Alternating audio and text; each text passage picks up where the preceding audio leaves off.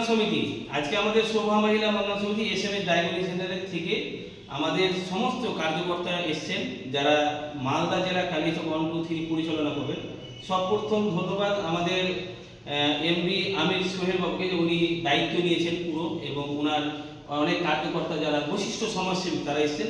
আর আমাদের ডাক্তারবাবু আমাদের আজকে এসছেন প্রথম আলাপ হয়েছে আমাদের সাথে। ওনার হাত ধরে এনারা বিভিন্ন মানুষের ফ্রিতে রক্ত, অপারেশন, চিকিৎসার ব্যবস্থা বা হ্যান্ডিক্যাপ প্রতিবন্ধী সেবা দিতে পারবেন আমাদের শোভা মহিলা মানুষ থেকে, এবং তারা দায়িত্ব নিয়েছে কালিয়াচক 1 ব্লক পুরো এরিয়া জুড়ে ওনারা কাজ করতে পারবে।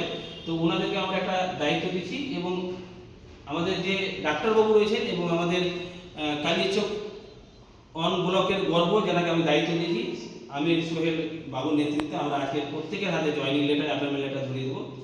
তো প্রথমে বেলাল শেখ মহাশয়কে আমাদের ডাক্তারবাবু আর আমির সোহেল বাবু দুজন মিলে দিবেন, জোরে হাততালি হোক একটা।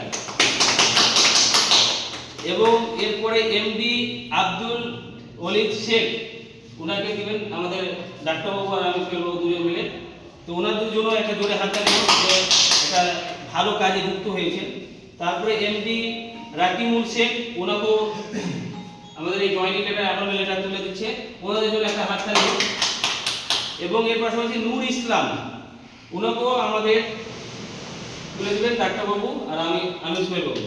তো এনারা আপনাদের সমাজসেবার কাজে যুক্ত থাকবে। আপনারা যে কোনো রক্ত, চিকিৎসা, অপারেশন, কোনো হ্যান্ডিক্যাপ প্রতিবন্ধী বা যে কোনো প্রবলেমে পড়লে, আমরা নারী নির্যাতন অত্যাচার থেকে বা কোনো রাস্তার পথে কোনো দুর্ঘটনা থেকে আপনারা প্রয়োজন পড়লে আপনারা আমাদের কার্যকর্তার সাথে যোগাযোগ করবেন। আমরা শোভা মহিলা মঙ্গল সমিতি থেকে সবসময় আপনার পাশে থাকার চেষ্টা করব।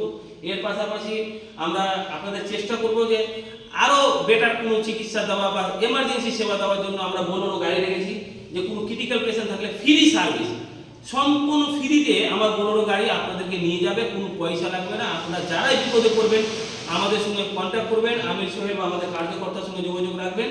এবং আমাদের ডাক্তারবাবু এসে, তো আমরা ডাক্তারবাবু জানাবো কেমন লাগছে আপনাকে। খুব সুন্দর অভিজ্ঞতা। আমরা চেষ্টা করবো সবাইকে এখানে নিয়ে এসে সেবা দেওয়ার। আপনারা কাজ করেছেন, আমরাও আছি আপনাদের পাশে। আমরা সাধ্যমতো চেষ্টা করবো সবাইকে সার্ভিস দেওয়ার। আপনাদেরকে অনেক ধন্যবাদ আসার জন্য।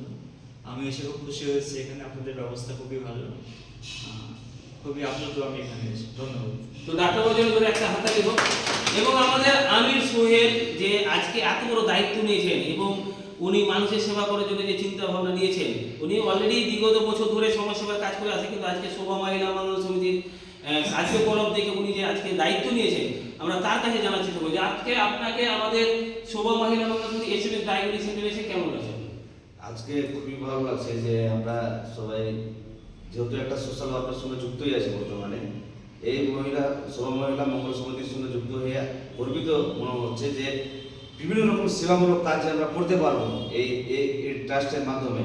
সেটা কিন্তু আগামী দিনে সারা মালদাব্যাপী একটা এই শোভা মঙ্গল সমিতির উজ্জ্বল নাম আসবে, এবং সেবামূলক প্রতি পরিবারের প্রতি আমরা নজর রাখবো যেন সেবামূলক কাজগুলো আমরা করতে পারি। জোরে হাততালি ওনার জন্য একটা। এবং আপনারা যে আজকে জয়েনিং লেটার পেলেন, কেমন লাগছে? কাজ করা যাবে, মানুষের সেবা করা যাবে অবশ্যই। তো ওনাদের জন্য জোরে একটা হাততালি আমরা দিলাম।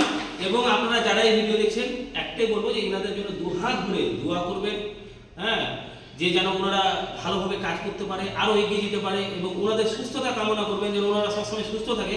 কারণ ওনারা সুস্থ থাকলে অনেক হাজার হাজার মা বোনেদের এই অসুস্থতাকে কোথাও নিয়ে গিয়ে বা ডাক্তারবাবুকে নিয়ে গিয়ে সুস্থ করার চেষ্টা করবে, সেবা দেওয়ার চেষ্টা করবে। তো আপনারা ওনাদের জন্য দুহাত ভরে দোয়া করবেন, আশীর্বাদ করবেন যেন ওনারা দীর্ঘজীবী হন এবং ভালো থাকে, সুস্থ থাকে। আর আমাদের শোভা মহিলা মঙ্গল সমিতি সবসময় মানুষের পাশে দীর্ঘ 10 বছর ধরে আছে, এবং আমি এই শোভা মহিলা মঙ্গল সমিতির প্রেসিডেন্ট ওনার হিসাবে সবসময় আমি গর্ব করবো যে আমাদের মধ্যে কোনো অহংকার বা জাতি ধর্ম যে ভাবনাটা, এটা নয়। আমরা জাতি ধর্ম নির্বিশেষে কাজ করে আসি, আর আপনাদের আশীর্বাদ দোয়াতে আমরা আগামীকালে এইভাবে বার্তা দেওয়ার চেষ্টা করবো আর মানুষের পাশে দাঁড়ানোর চেষ্টা করবো।